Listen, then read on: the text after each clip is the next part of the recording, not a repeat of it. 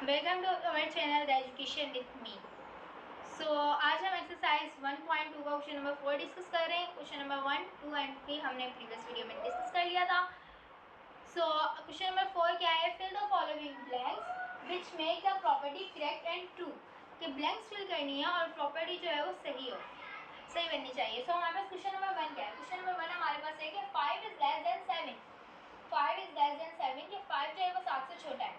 और उन्होंने 5 के साथ हमें पता है कि जो बाद में आती है मल्टीप्लाई में, जो बाद में चीज़ आती है वो ऐड की हुई होती है। सो यहाँ पर उन्होंने 5 के साथ 12 ऐड किया हुआ है, तो हम क्या करेंगे 7 के साथ वहाँ पर भी 12 ऐड कर देंगे। जो चीज़ एक तरफ ऐड करते हैं वो दूसरी तरफ भी ऐड करते हैं। इसके बाद हमारे पास सेकेंड क्वेश्चन है 7 इज ग्रेटर देन 5 कि 7 जो है वो 5 से बड़ा है। सो 7 मल्टीप्लाई बाय 12। जब 7 में हम 12 ऐड कर रहे हैं तो हमें पता है जो बाद में चीज़ आती है वो क्या है, ऐड की हुई होती है। सो हमने यहाँ पर 7 के साथ 12 ऐड हुआ हुआ है, तो हम यहाँ पर 5 के साथ भी 12 जो है वो मल्टीप्लाई कर देंगे। उसके बाद हमारा क्वेश्चन नंबर 3 है 6 इज ग्रेटर देन 4 कि 6 जो है वो 4 से बड़ा है। और उन्होंने 6 मल्टीप्लाई बाय -7 6 में मल्टीप्लाई किया हुआ है और 4 में भी -7 मल्टीप्लाई किया हुआ है। तो यहाँ पर वो सैम्पल मांग रहा है।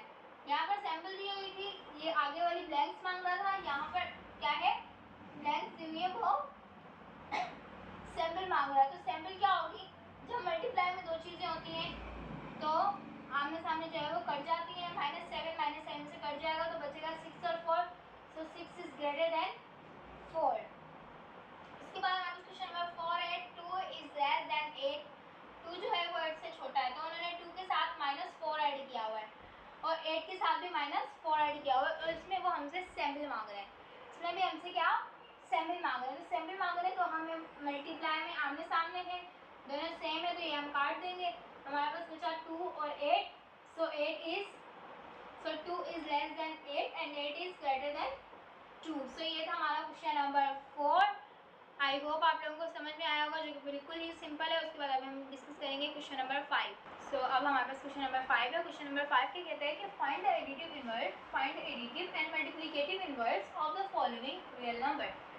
कि हमने जो है वो एडिटिव इनवर्स और मल्टीप्लिकेटिव इनवर्स मालूम करना है फॉलोइंग रियल नंबर। हम अपना कॉन्सेप्ट क्लियर करेंगे कि मल्टीप्लिकेटिव इनवर्स होता क्या है और एडिटिव इनवर्स होता क्या है। ये चीज़ हम ऑलरेडी डिस्कस कर चुके हैं, लेकिन फिर भी एक दफ़ा जो है इसको रिवीजन कर लेते हैं इसका। कि एडिटिव इनवर्स में हमारे पास आंसर क्या आना चाहिए 0 और मल्टीप्लिकेटिव इनवर्स में हमारे पास आंसर क्या आना चाहिए 1।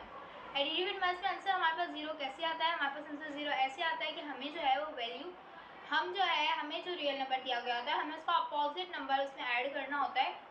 ऐड करना होता है, लाइक ऐड। एक हमें रियल नंबर दिया गया हुआ है, उसमें हमने उसका अपोजिट नंबर ऐड करना है, तब जाके हमारे पास आंसर 0 आएगा। So this is called additive inverse. यहाँ पॉजिटिव नंबर दिया गया हुआ था, मैंने नेगेटिव नंबर ऐड कर दिया, तो मेरे पास आंसर 0 आ गया। ऐसे ही मेरे पास जो है वो मल्टीप्लिकेटिव इनवर्स में क्या आंसर क्या आना चाहिए 1। अब 1 आंसर के लिए हम क्या करते हैं कि जो हमें वैल्यू दी गई हुई होती है हम उसका इन्वर्स कर देते हैं, उससे क्या कर देते हैं, उल्टा कर देते हैं। कैसे? फॉर एग्जाम्पल मेरे पास यहाँ पर वैल्यू दी गई है 3/2। मेरे पास वैल्यू दी गई हुई है 3/2। इसका मैंने इन्वर्स कर दिया 2/3। मेरे पास आंसर क्या आएगा 1। कैसे? 2 cut 2 and 3 cut 3। So answer क्या आएगा 1। सो ये होता है हमारे पास multiplicative inverse. So I hope आप लोगों को ये चीज़ समझ आ गई होगी कि एडिटिव इनवर्स क्या होता है और मल्टीप्लिकेटिव इनवर्स क्या होता है। अब हम चलते हैं अपनी एक्सरसाइज की तरफ। एक्सरसाइज का सबसे पहला क्वेश्चन हमारे पास है 3 हमें दिया गया हुआ है रियल नंबर। इसका एडिटिव इनवर्स क्या होगा? आंसर 0 आना चाहिए, सो इसका एडिटिव इनवर्स होगा -3। इसका एडिटिव इनवर्स क्या होगा -3। कैसे? अब ये मैं आप लोगों को बताती हूँ। यहाँ हम कर लेते हैं। देखें यहाँ पर मेरे पास 3 दिया गया हुआ है, इसमें मैंने प्लस किया -3। मेरे पास आंसर क्या आएगा 0। कैसे? 3 प्लस माइनस माइनस 3, 3 में से 3 गया तो बचा 0, आंसर आ गया 0। जहाँ आंसर 0 होता है उसे हम क्या कहते हैं? Additive inverse. हमें 0 आंसर चाहिए, आंसर 0 आ रहा है, so this is called additive inverse. बस जो वैल्यू आप लोगों को दी गई हुई है आपने उसका अपोजिट लिखना है, यानी कि अगर पॉजिटिव में तो नेगेटिव में लिखनी है, सही है। सो उसके बाद उसका 3 का हमने मल्टीप्लिकेटिव इनवर्स भी मालूम करना है, तो 3 का मल्टीप्लिकेटिव इनवर्स क्या होगा? 3 का मल्टीप्लिकेटिव इनवर्स होगा कि 3 को इनवर्स करना है, 3 को इनवर्स करना है ना, तो 3 हमारे पास दिया गया हुआ है -3 मल्टीप्लाई बाय हम 1 अपॉन -3 कर देंगे। सो यहाँ जहाँ कुछ नहीं होता वहाँ पर क्या होता है 1, सो 1 से 1 कट जाएगा और 3 से 3 कट जाएगा, हमारे पास आंसर आ जाएगा 1। हमारे पास आंसर क्या आ जाएगा 1। इसको भी यहाँ पर सॉल्व कर ही लेते हैं। 3 प्लस -3 इज इक्वल्स टू 0। सो ये -3 क्या हुआ? इसका एडिटिव इनवर्स हुआ, और 1/3 क्या हुआ? इसका मल्टीप्लिकेटिव इनवर्स हुआ। उसके बाद सेकंड क्वेश्चन हमें दिया गया हुआ -7। -7 का एडिटिव इनवर्स होगा +7, क्योंकि यहाँ पर -7 दिया गया हुआ है, प्लस करेंगे इसको तो प्लस का 7 ऐड करेंगे तो हमारे पास आंसर आएगा 0, क्योंकि प्लस प्लस प्लस होता है, सो प्लस माइनस माइनस होता है, 7 आउट ऑफ 7, तो हमारे पास आंसर आएगा 0। सो क्या है? +7 जो चीज़ ब्रैकेट में मैं लिख रही हूँ वो इसका एडिटिव इनवर्स होता है। उसके बाद मल्टीप्लिकेटिव इनवर्स क्या होता है -7 का? यहाँ पर मेरे पास -7 है, इसको अपोजिट करेंगे, इसका उल्टा करेंगे, इनवर्स करेंगे, तो यहाँ पर 1/7 हो जाएगा। जहाँ कुछ नहीं होता वहाँ पर 1 होता है, तो इसको उल्टा करेंगे तो 1 ऊपर चला गया और 7 नीचे आ गया, तो 7 से 7 कटेगा और 1 से 1 कटेगा, मेरे पास आंसर आएगा 1। आंसर क्या आएगा 1। सो इसका एडिटिव इनवर्स जो होगा ना, वो ये जो मैं बॉक्स बना रही हूँ ये होगा। आपने जो अपनी कॉपीज में आंसर लिखना है वो ये लिखना है। इसमें ये जो मैं ब्रैकेट बना रही हूँ, आप लोगों ने एडिटिव ऐसे ही जो है चार्ट बनाकर एडिटिव इनवर्स में ये वाला आंसर लिखना है, और मल्टीप्लिकेटिव इनवर्स में ये आंसर लिखना है। क्या? मल्टीप्लिकेटिव इनवर्स में ये वाला आंसर लिखना है जो मैं बॉक्स बना रही हूँ।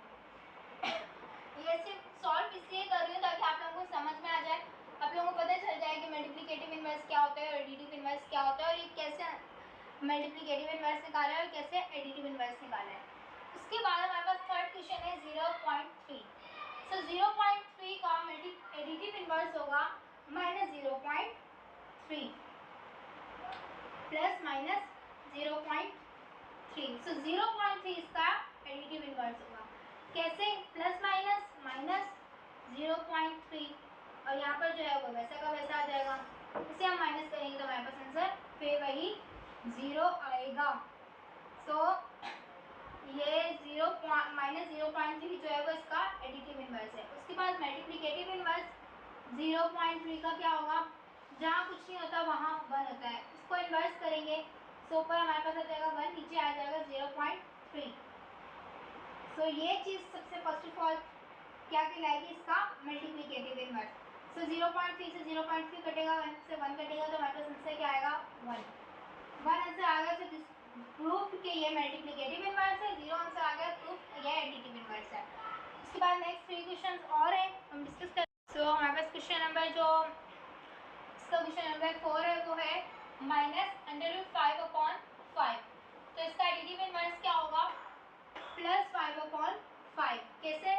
यहाँ पर हमारे पास -√5/5 दिया गया हुआ है, सो प्लस करेंगे हम +√5/5 से, तो हमारे पास आंसर क्या आएगा 0।